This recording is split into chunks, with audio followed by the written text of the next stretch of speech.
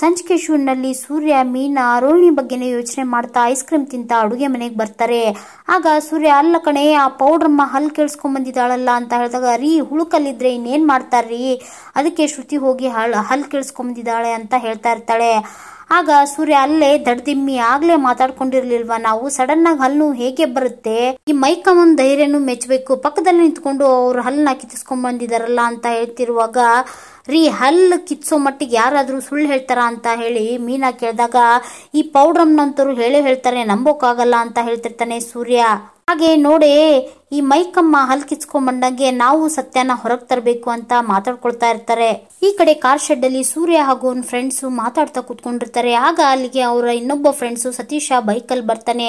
ಆಗ ಸೂರ್ಯ ಹಾಗೂ ಅವನ ಫ್ರೆಂಡ್ಸ್, ಏನೋ ಸತೀಶ ಕಾರಲ್ಲಿ ಬರೋದ್ ಬಿಟ್ಟು ಬೈಕಲ್ಲಿ ಬರ್ತಿದ್ಯಾ, ಏನ್ ವಿಷಯ ಅಂತ ಕೇಳಿದಾಗ, ಸತೀಶನ್ ಕೈಯಲ್ಲಿರೋ ಬ್ಯಾಗ್ ನ ಇಸ್ಕೊಂಡು ಏನು ಇದು ಸೌಂಡು ಅಂತ ಕೇಳ್ತಾರೆ. ಬ್ಯಾಗ್ ಓಪನ್ ಮಾಡಿ ನೋಡಿದಾಗ ಅಲ್ಲಿ ಎಣ್ಣೆ ಬಾಟ್ಲ್ ಇರುತ್ತೆ. ಆಗ ಅವನ ಫ್ರೆಂಡ್ಸ್, ಏನು ಇದು ಫಾರಿನ್ ಬ್ರ್ಯಾಂಡು ಅಂತ ಕೇಳಿದಾಗ, ಹೌದ್ ಕಣೋ ನಿಮ್ಗೆಲ್ಲ ಪಾರ್ಟಿ ಕೊಡಿಸ್ಬೇಕು ಅಂತ ಅನಿಸ್ತು, ಅದಕ್ಕೋಸ್ಕರ ತಂದೆ ಅಂತ ಹೇಳಿದಾಗ, ಪಾರ್ಟಿನ ಅಂತ ಹೇಳಿ ಸೂರ್ಯನ್ ಫ್ರೆಂಡ್ಸು ಸತೀಶನ್ಗೆ ಕಂಗ್ರಾಟ್ಸ್ ಹೇಳ್ತಾ ಇರ್ತಾರೆ. ಆಗ ಸೂರ್ಯ, ಇರೋ ಯಾಕೋ ಪಾರ್ಟಿ ಅಂತ ಕೇಳಿದಾಗ, ನನ್ಗೆ ದುಬೈನಲ್ಲಿ ಕೆಲಸ ಆಗಿದೆ, 3 ವರ್ಷ ಅಗ್ರಿಮೆಂಟು, ಅದಕ್ಕೋಸ್ಕರ ನಾಳೆ ಬೆಳಗ್ಗೆನೆ ಫ್ಲೈಟ್ ಇರೋದ್ರಿಂದ ನಿಮ್ಗೆ ಇವತ್ತು ಪಾರ್ಟಿ ಕೊಟ್ಟು ಹೋಗೋಣ ಅಂತ ಬಂದೆ ಅಂತ ಹೇಳ್ತಿರ್ತಾನೆ ಸತೀಶ. ಆಗ ಸೂರ್ಯ, ಅಲ್ಲ ಕಣೋ ಅದು ದೂರದ ದೇಶ, ಅಲ್ಲಿ ಹೋಗಿ ದುಡಿಯೋಕಿನ್ನ ಇಲ್ಲೇ ಕಷ್ಟಪಟ್ಟು ದುಡಿಬೋದಿತ್ತಲ್ಲ ಅಂತ ಹೇಳಿದಾಗ, ಇಲ್ಲ ಕಣೋ ಸೂರ್ಯ, ಇಲ್ಲಿ ಎಷ್ಟು ದುಡಿದ್ರು ದುಡ್ಡು ಕೈಯಲ್ಲೇ ನಿಲ್ತಾನೆ ಇಲ್ಲ, ಕಾರ್ ಬಾಡಿಗೆ ಕಟ್ಟೋದು, ಮನೆ ಖರ್ಚಿಗೆ ಕೊಡೋದು ಸಾಕಾಗ್ತಾನೆ ಇಲ್ಲ, ಹಾಗೆ ತಂಗಿ ಮದುವೆ ಬೇರೆ ಮಾಡ್ಬೇಕು, ಅದಕ್ಕೋಸ್ಕರ 3 ವರ್ಷ ಅಲ್ಲೇ ದುಡ್ಡು ಕೂಡಿಸ್ಬೇಕು, ಆಮೇಲೆ ಅವ್ರಿಷ್ಟ, ಅದಕ್ಕೋಸ್ಕರ ಇವತ್ತು ನಿಮ್ಗೆ ಪಾರ್ಟಿ ಕೊಟ್ಟು ಹೋಗೋಣ ಅಂತ ಬಂದೆ ಅಂತ ಹೇಳಿದಾಗ, ಇವತ್ತ ಅಂತ ಕೇಳ್ತಾನೆ ಸೂರ್ಯ. ಹೌದ್ ಕಣೋ, ಯಾಕೆ ನಿಂಗೆ ಬೇರೆ ಏನಾದ್ರು ಕೆಲಸ ಇದೆಯಾ ಅಂತ ಕೇಳಿದಾಗ, ಅದು ಹಾಗಲ್ಲ ಅಂತ ಹೇಳಿ ಸೂರ್ಯ ತಡವರ್ಸ್ತಾ ಇರ್ತಾನೆ. ಆಗ ಚೇತನ್, ಸಿಸ್ಟರ್ ಒಪ್ಪಿಗೆ ಇಲ್ದನೆ ನಮ್ ಸೂರ್ಯ ಕುಡಿಯೋದಿಲ್ಲ ಅಂತ ಹೇಳಿದಾಗ, ಓಹೋ.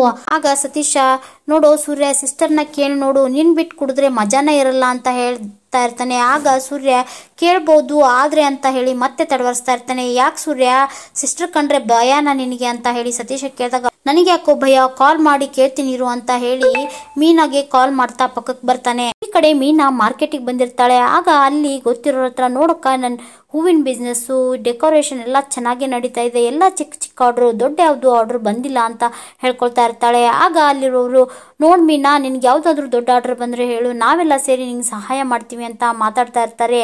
ಅದೇ ಸಮಯಕ್ಕೆ ಸರಿಯಾಗಿ ಸೂರ್ಯನ್ ಕಾಲ್ ಬರುತ್ತೆ. ಆಗ ಸೂರ್ಯ ನಗ್ತಾ, ಏನ್ ಮೀನಾ ಎಲ್ಲಿದ್ಯಾ ಅಂತ ಕೇಳಿದಾಗ, ಮಾರ್ಕೆಟ್ ನಲ್ಲಿ ಅಂತ ಹೇಳ್ತಾಳೆ ಮೀನಾ. ನನ್ನ ಫ್ರೆಂಡ್ ಒಬ್ಬ ಕೆಲಸದ ಮೇಲೆ ದುಬೈಗೆ ಹೋಗ್ತಾ ಇದ್ದಾನೆ, ಇನ್ನು 3 ವರ್ಷ ಅವನು ಬರಲ್ಲ, ಇನ್ನು 3 ವರ್ಷ ಅವ್ನು ನಮ್ ನೋಡಕ್ಕಾಗಲ್ಲ ಅಂತ ಹೇಳಿ ಇವತ್ತು ಪಾರ್ಟಿ ಇಟ್ಕೊಂಡಿದ್ದಾನೆ ಅಂತ ಹೇಳ್ತಿರ್ತಾನೆ. ಆಗ ಮೀನಾ, ಇವಾಗೇನು ನಿಮ್ ಫ್ರೆಂಡು ದುಬೈಗೆ ಹೋಗ್ಬೇಕಂದ್ರೆ ನೀವ್ ಎಣ್ಣೆ ಹೊಡಿಬೇಕಾ ಅಂತ ಹೇಳಿ ಪ್ರಶ್ನೆ ಮಾಡ್ತಾಳೆ. ಆಗ ಸೂರ್ಯ ಮಾತ್ ಬದಲಿಸಿ, ಹೌದ್ ಮೀನಾ, ನಾಳೆನೆ ಫ್ಲೈಟು, ನಾನೆಲ್ಲ ಹೋಗ್ತಿಲ್ಲಮ್ಮ, ನಿಮ್ಮನ್ನ ಬಿಟ್ಟು, ನಿನ್ನ ಅಪ್ಪನ ಬಿಟ್ಟು ನಾನೆಲ್ಲಿ ಹೋಗಕ್ಕಾಗತ್ತೆ ಅಂತ ಹೇಳಿದಾಗ, ಮೀನಾ, ಅಲ್ಲರಿ ಆಗ್ಲೇ ಕುಡಿದ್ಬಿಟ್ಟಿದ್ದೀರಾ, ನಾನೇನ್ ಕೇಳ್ತಾ ಇದ್ದೀನಿ, ನೀವೇನ್ ಹೇಳ್ತಿದ್ದೀರಾ, ಅಂತಕ್ಕೊಂದು ಸಂಬಂಧನೇ ಇಲ್ಲ, ನೀವೇನೋ ಕತ್ತೆ ಕಟ್ತಾ ಇದ್ದೀರಾ ಅಂತ ಅನಿಸ್ತಾ ಇದೆ, ಕೊನೆದಾಗಿ ಹೇಳ್ತಾ ಇದ್ದೀನಿ, ನೀವು ಕುಡ್ಕೊಂಬರೋ ಹಾಗಿಲ್ಲ, ಕುಡ್ಕೊಂಬಂದ್ರೆ ನಾನು ಮಾವನ ಹತ್ರ ಹೇಳ್ತೀನಿ ಅಂತ ಹೇಳಿದಾಗ ಸೂರ್ಯ, ಅಯ್ಯೋ ಮೀನಾ ಅದು ಸರಿಯಲ್ಲ, ಆಯ್ತು ಕಣೆ, ನಾನು ಮನೆಗೆ ಲೇಟಾಗಿ ಬರ್ತೀನಿ, ಇಲ್ಲೇ ನನ್ನ ಫ್ರೆಂಡ್ಸ್ ಜೊತೆ ಊಟ ಮಾಡ್ಕೊಂಡು ಬರ್ತೀನಿ ಅಂತ ಹೇಳಿ ಕಾಲ್ ಕಟ್ ಮಾಡ್ತಾನೆ. ಆಗ ಸೂರ್ಯ ಫ್ರೆಂಡ್ಸ್ ಹತ್ರ ಬಂದು, ಎಲ್ಲ ಹೇಳ್ಬಿಟ್ಟಿದ್ದೀನಿ ಮಗ, ಆರಾಮಾಗಿ ಫ್ರೆಂಡ್ಸ್ ಜೊತೆ ಪಾರ್ಟಿ ಮಾಡಿ ಮನೆಗೆ ಬನ್ನಿ ಅಂತ ಪರ್ಮಿಷನ್ ಕೊಟ್ಬಿಟ್ಲು ಅಂತ ಹೇಳಿ ನಗ್ತಾ ಮಾತಾಡ್ತಿರ್ತಾನೆ. ಆಗ ಚೇತನ್ ಸೂರ್ಯನ ಕೈ ಹಿಡಿದು, ಬಾ ಸೂರ್ಯ ಈ ಕಡೆ ಅಂತ ಹೇಳಿ ಪಕ್ಕಕ್ಕೆ ಕರ್ಕೊಂಡ್ ಬರ್ತಾನೆ. ಮಗ, ನಿಜವಾಗ್ಲೂ ನಿಂಗೆ ಸಿಸ್ಟರ್ ಪರ್ಮಿಷನ್ ಕೊಟ್ರ, ಅವ್ರ ಹಂಗೆ ಕೊಡಲ್ವಲ್ಲ ಅಂತ ಹೇಳಿ ಚೇತನ್ ಕೇಳಿದಾಗ, ಅಯ್ಯೋ ನಿನಗೆ ಅವಳ ಬಗ್ಗೆ ಗೊತ್ತಲ್ವಾ, ಸುಮ್ಮನೆ ಬಾಯಿ ಮುಚ್ಕೊಂಡಿರೋ ಅಂತ ಹೇಳಿ ಸನ್ನೆ ಮಾಡ್ತಾ ಇರ್ತಾನೆ ಸೂರ್ಯ. ಈ ಕಡೆ ರೂಮಲ್ಲಿರೋ ರೋಹಿಣಿ, ಅಮ್ಮ ಹಲ್ಲು ತಡಿಯೋಕ್ ಆಗ್ತಿಲ್ಲ ಅಂತ ಹೇಳಿ ಆ ಕಡೆಯಿಂದ ಈ ಕಡೆ ಓಡಾಡ್ತಾ ಇರ್ತಾಳೆ. ಆಗ ಮನೋಜ, ಏನ್ ರೋಹಿಣಿ ತುಂಬಾ ನೋವಾಗ್ತಾ ಇದೆಯಾ ಅಂತ ಕೇಳಿದಾಗ, ಅಲ್ಲ ಮನೋಜ್, ಹಲ್ ಕಿತ್ರೆ ನೋವಾಗದೆ ಇನ್ನೇನಾಗುತ್ತೆ, ಎಂತ ಪ್ರಶ್ನೆ ಕೇಳ್ತೀರಾ ನೀವು ಅಂತ ಮನೋಜನ್ ಮೇಲೆ ಕೋಪ ಮಾಡ್ಕೊಂಡು ಸ್ನಾನಕ್ಕಂತ ಹೋಗ್ತಾಳೆ. ಅದೇ ಸಮಯಕ್ಕೆ ಸರಿಯಾಗಿ ರೋಹಿಣಿ ಮೊಬೈಲ್ಗೆ ಒಂದು ಕಾಲ್ ಬರುತ್ತೆ. ಆಗ ಮನೋಜ, ಏನಿದು ಅನ್ನೋನ್ ನಂಬರ್ ಇಂದ ಕಾಲ್ ಬರ್ತಾ ಇದೆ, ಇವಳು ಬೇರೆ ಸ್ನಾನಕ್ಕೆ ಹೋಗ್ಬಿಟ್ಲು ಅಂತ ಹೇಳಿ ಕಾಲ್ ಪಿಕ್ ಮಾಡ್ತಾನೆ. ಕಾಲ್ ಮಾಡಿದವರು, ಏನಮ್ಮ 10ನೇ ತಾರೀಕು ಬಂತು, ಇನ್ನೂ ಮನೆ ಬಾಡಿಗೆ ಕೊಟ್ಟಿಲ್ವಲ್ಲ, ಪ್ರತಿ ತಿಂಗಳು 5ನೇ ತಾರೀಕಿಗೆ ಕೊಡ್ತಾ ಇದ್ರಿ ಅಂತ ಹೇಳಿದಾಗ ಮನೋಜ, ಯಾರು ಯಾವ ಬಾಡಿಗೆ ಕೊಡ್ಬೇಕು, ಅಲ್ಲ ನಾನು ಆಲ್ರೆಡಿ ಶೋರೂಮ್ ಬಾಡಿಗೆ ಕಟ್ಟಿದ್ದೀನಲ್ಲ ಅಂತ ಹೇಳ್ತಾ ಇರ್ತಾನೆ. ಹಾಗೆ ನೀವು ಓನರ್ ಮಗನ ಅಂತ ಕೇಳಿದಾಗ, ಅಲ್ಲ ಇದು ರೋಹಿಣಿ ಅವ್ರ ನಂಬರ್ ಅಲ್ವಾ ಅಂತ ಹೇಳಿ ಫೋನ್ ಮಾಡಿದವ್ರು ಕೇಳಿದಾಗ, ಹೌದು ಅಂತ ಹೇಳ್ತಾನೆ ಮನೋಜ. ಹಾಗಿದ್ರೆ ಅವ್ರಿಗೆ ಹೇಳ್ಬಿಡಿ, ಹುಲ್ಲಾಳದಲ್ಲಿರೋ ಅವ್ರ ಮನೆ ಬಾಡಿಗೆ ಕಟ್ಟಿಲ್ಲ, ಕಟ್ಟೋಕ್ ಹೇಳಿ ಅಂತ ಹೇಳ್ತಾ ಅವರು ಕಾಲ್ ಕಟ್ ಮಾಡ್ತಾರೆ. ಆಗ ಮನೋಜ, ಯಾರಿದು, ಇವಳು ಯಾಕೆ ಬಾಡಿಗೆ ಕಟ್ಟಬೇಕು, ಬಾಡಿಗೆ ಫೋನ್ ಮಾಡಿ ಯಾಕೆ ಬಾಡಿಗೆ ಕಟ್ಟು ಅಂತ ಹೇಳ್ತಾ ಇದ್ದಾರೆ ಅಂತ ಹೇಳಿದಾಗ ಅಲ್ಲಿಗೆ ಬಂದ ರೋಹಿಣಿ ಆ ಮಾತನ್ನ ಕೇಳಿ ಶಾಕ್ ಆಗ್ತಾಳೆ. ಆಗ ಮನೋಜ ರೋಹಿಣಿಗೆ, ಅಲ್ಲ ಹುಲ್ಲಾಳದ ಮನೆಯಲ್ಲಿ ಯಾರಿದ್ದಾರೆ, ನೀನ್ ಯಾಕೆ ಆ ಮನೆ ಬಾಡಿಗೆ ಕಟ್ತಿದ್ಯಾ ಅಂತ ಹೇಳಿ ಪ್ರಶ್ನೆ ಮಾಡ್ತಾನೆ. ಹೇಳ್ ರೋಹಿಣಿ, ಯಾಕೇನು ಮಾತಾಡ್ತಾ ಇಲ್ಲ, ಅಲ್ಲ ಕಾಗೆ ಸುಬ್ಬನ ಹತ್ರ ದುಡ್ಡು ತಗೊಂಡಿರೋ ವಿಷಯ ಹೇಳಿಲ್ಲ, ಹಲ್ಲು ನೋವು ಬಂದಿರೋ ವಿಷಯನೂ ನನ್ನ ಹತ್ರ ಹೇಳಿಲ್ಲ, ಈಗ ಈ ಬಾಡಿಗೆ ವಿಷಯ ಯಾಕೆ ಏನು ಮಾತಾಡ್ತಾ ಇಲ್ಲ ಹೇಳು ಅಂತ ಹೇಳಿ ಪ್ರಶ್ನೆ ಮೇಲೆ ಪ್ರಶ್ನೆ ಕೇಳ್ತಾ ಇರ್ತಾನೆ. ಆಗ ರೋಹಿಣಿಗೆ ಏನ್ ಹೇಳ್ಬೇಕು ಅಂತ ಅರ್ಥನೇ ಆಗ್ತಿರಲ್ಲ.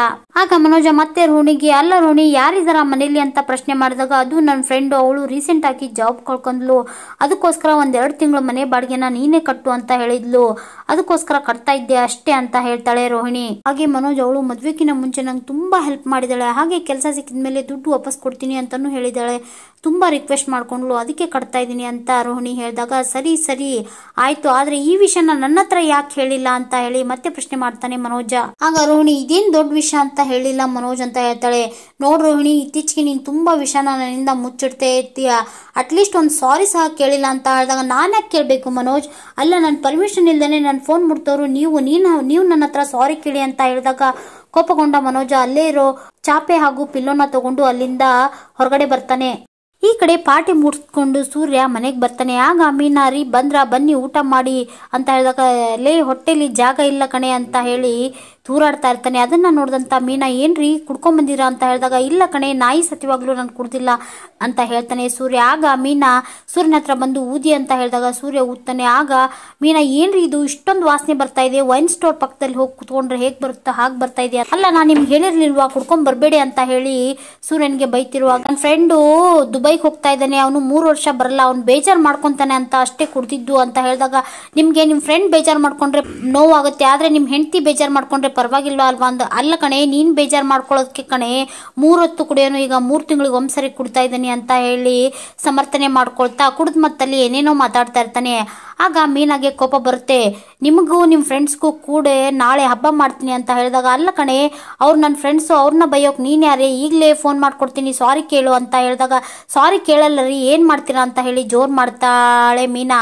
ಆಗ ಸೂರ್ಯ, ಏನ್ ಮಾಡ್ತೇನಾ ಇರು, ಚಾಪೆ ದಿಂಬು ತಗೊಂಡೋಗಿ ಹೊರಗೆ ಮಲ್ಕೋತೀನಿ ಅಂತ ಹೇಳಿ ಅಲ್ಲಿಂದ ಹೊರಡ್ತಾನೆ. ಈ ಕಡೆ ರೂಮಲ್ಲಿ ಶ್ರುತಿ ರವಿ ಮೇಲೆ ಕೋಪ ಮಾಡ್ಕೊಂಡು ಬೇಜಾರಲ್ಲಿ ಕುತ್ಕೊಂಡಿರ್ತಾಳೆ. ಆಗ ಕೆಲಸ ಮುಗಿಸ್ಕೊಂಡು ರವಿ ಮನೆಗೆ ಬರ್ತಾನೆ. ಏನ್ ರವಿ, ನಿನ್ಗೆ ಎಷ್ಟು ಸರಿ ಕಾಲ್ ಮಾಡೋದು, ನಾವು ಟೆನ್ಷನ್ ಆಗಿರ್ತೀವಿ ಅಂತ ಗೊತ್ತಾಗಲ್ವಾ ನಿಮ್ಗೆ, ಕಾಲ್ ಪಿಕ್ ಮಾಡೋಕ್ಕಾಗಲ್ವಾ ಅಂತ ಹೇಳಿ ರವಿಗೆ ಬೈತಾ ಇರ್ತಾಳೆ. ಇಲ್ಲ ಶ್ರುತಿ, ಮೀಟಿಂಗ್ ಅಲ್ಲಿ ಇದ್ದೆ ಅಂತ ಹೇಳಿದಾಗ, ಏನು ಕಾಲ್ ಪಿಕ್ ಮಾಡ್ಲಾರ್ದಷ್ಟು ದೊಡ್ಡ ಮೀಟಿಂಗ್ ನಿಂದು, ಅಮೆರಿಕ ಪ್ರೆಸಿಡೆಂಟ್ ಜೊತೆ ಮೀಟಿಂಗ್ ಮಾಡ್ತಾ ಇದ್ದೆ ಅಂತ ಹೇಳಿ ವ್ಯಂಗ್ಯವಾಗಿ ಮಾತಾಡ್ತಾ ಇರ್ತಾಳೆ. ಆಗ ರವಿ, ನೋಡ್ ಶ್ರುತಿ, ನನಗೆ ನಿನ್ ಜೊತೆ ಮಾತಾಡೋಕ್ಕಾಗಲ್ಲ, ತುಂಬಾ ಸುಸ್ತಾಗಿದೆ ಅಂತ ಹೇಳಿದಾಗ, ಓಹೋ ನನ್ಗೆ ನಿನ್ ಜೊತೆ ಮಾತಾಡೋಕ್ ಟೈಮ್ ಇದೆಯಾ, ಜಗಳ ಮಾಡೋಕ್ ಟೈಮ್ ಇದೆಯಾ ಅಂತ ಹೇಳಿ ಮತ್ತೆ ಕುಂಕ್ ಮಾತಾಡ್ತಾ ಇರ್ತಾಳೆ. ಆಗ ರವಿ, ಇಲ್ಲಿ ಚಾಪೆ ದಿಂಬಿತ್ತಲ್ಲ ಎಲ್ಲಿದೆ ಅಂತ ಹೇಳಿ ಹುಡುಕ್ತಿರೋಗ, ಓಹೋ ಚಾಪೆ ದಿಂಬ್ ತಗೊಂಡು ಹೊರಗಡೆ ಹೋಗಿ ಮಲ್ಕೋತೀಯಾ, ಹೋಗು ಅಂತ ಹೇಳಿದಾಗ ಶ್ರುತಿನೇ ಗುರಾಯಿಸ್ತಾ ರವಿ ಅಲ್ಲಿಂದ ಹೊರಡ್ತಾನೆ. ಈ ಕಡೆ ಮನೆ ಹೊರಗಡೆ ಮನೋಜ ಹಾಗೂ ಸೂರ್ಯ ಆಗ್ಲೇ ಹಾಸ್ಕೊಂಡು ಕುತ್ಕೊಂಡು ಮಾತಾಡ್ತಾ ಇರ್ತಾರೆ. ಅದೇ ಸಮಯಕ್ಕೆ ಸರಿಯಾಗಿ ರವಿನೂ ಅಲ್ಲಿಗೆ ಬರ್ತಾ, ಏನ್ ಸೂರ್ಯ ಮನೋಜ ನೀವಿಲ್ಲಿ ಅಂತ ಹೇಳಿದಾಗ, ಶಾಂತಿ ಇರೋ ಮನೆಯಲ್ಲಿ ಪ್ರಶಾಂತತೆಯ ಹುಡುಕಾಟ ಅಂತ ಹೇಳ್ತಾನೆ ಸೂರ್ಯ. ಸರಿ, ನಿಮ್ದೇನೋ ವಿಷಯ ಅಂತ ಸೂರ್ಯ ಕೇಳಿದಾಗ, ಅದೇ ಕಣೋ, ಕೇಳಿದ ಪ್ರಶ್ನೆ ಕೇಳ್ತಾ ಇರ್ತಾಳೆ, ಕೆಲಸ ಮುಗಿಸ್ಕೊಂಡು ಮನೆಗೆ ಬಂದ್ರೆ ನೆಮ್ಮದಿನೇ ಇರಲ್ಲ ಅಂತ ರವಿ ಹೇಳ್ತಿರುವಾಗ, ನೀನು ಹೇಳಿದ ಉತ್ತರನೇ ಹೇಳ್ಬೇಕು ಅಂತ ಸೂರ್ಯ ಹೇಳ್ತಾ ಇರ್ತಾನೆ. ಅಲ್ಲ ಕಣೋ, ಅದಕ್ಕೆ ಯಾಕೋ ಇಷ್ಟೆಲ್ಲ ಕೆಡ್ಸ್ಕೊಂಡಿರ, ನನ್ ನೋಡು ದಿನಾ ಒಂದೊಂಥರ ಗಲಾಟೆ ಅಂತ ಸೂರ್ಯ ಹೇಳ್ತಿರುವಾಗ, ಮನೋಜ ಇದೇನೋ ಗಲಾಟೆ ಹೇಳಿ ಅಂದ್ರೆ ಕೇಳ್ತೇನೆ, ಇದೇನೋ ಗಲಾಟೆ ಗಂಡಂದ್ರು ಅಂತ ಕೇಳ್ತಾ ಇರ್ತಾನೆ. ನೋಡು, ಈ ಬ್ರೇಕ್ ಫೇಲ್ ಆಗಿರೋ ಗಾಡಿನ ಹೇಗಾದ್ರೂ ತಡೆದು ನಿಲ್ಲಿಸ್ಬೋದು, ಆದ್ರೆ ಜಗಳ ಮಾಡ್ಬೇಕು ಅಂತಾನೆ ಡಿಸೈಡ್ ಮಾಡ್ಕೊಂಡಿರೋ ಹೆಂಡ್ತಿರ್ನ ತಡೆಯೋಕ್ಕಾಗಲ್ಲ ಅಂತ ಹೇಳಿದಾಗ ಮನೋಜ, ಹೌದು ಕಣೋ, ಈ ಬಾಯ್ ಬಿಟ್ಟು ಮಾತಾಡಿದ್ರೆ ಏನಾದ್ರೂ ಸಾಲ್ವ್ ಮಾಡ್ಬೋದು, ಮಾತಾಡದೆ ಟಾರ್ಚರ್ ಕೊಡ್ತಾರಲ್ಲ ಇದನ್ನ ತಡೆಯೋಕ್ಕಾಗಲ್ಲ, ಅದು ಅಲ್ದೇನೆ ತಪ್ಪನ್ನೆಲ್ಲ ಅವ್ರು ಮಾಡಿ ನಮ್ಮನ್ನ ಸಾರಿ ಕೇಳು ಅಂತ ಹೇಳ್ತಾರೆ ಅಂತ ಮಾತಾಡ್ತಿರುವಾಗ, ಆಗ ಸೂರ್ಯ, ಪ್ರಕೃತಿಯ ವಿಕೃತ ನಿಯಮ ಕಣೋ, ಗಂಡ ಹೆಂಡತಿ ಯಾರೇ ಜಗಳ ಮಾಡಿದ್ರು ಕೊನೆಗೆ ಗಂಡನೇ ಸಾರಿ ಕೇಳಬೇಕು ಅಂತ ಸೂರ್ಯ ಹೇಳ್ತಿರುವಾಗ, ರವಿ ನಿನಗೇನಾಯ್ತು ಅಂತ ಸೂರ್ಯನ್ ಕೇಳ್ತಾನೆ. ಆಗ ಸೂರ್ಯ ತನ್ನ ಫ್ರೆಂಡ್ ದುಬೈಗೆ ಹೋಗೋ ವಿಷಯನ ಹೇಳ್ತಾನೆ, ಹಾಗೆ ಅವ್ನು ಪಾರ್ಟಿ ಕೊಟ್ಟ ವಿಷಯನ ಹೇಳ್ತಾನೆ, ಅದಕ್ಕೋಸ್ಕರ ಕುಡ್ಕೊಂಡ್ ಬಂದಿದ್ಕೆ ನಿಮ್ಮ ಅತ್ತಿಗೆ ಸಿಟ್ಟು ಮಾಡ್ಕೊಂಡಿದ್ದಾಳೆ ಅಂತ ಹೇಳಿ ಮಾತಾಡ್ತಾ ಇರ್ತಾನೆ.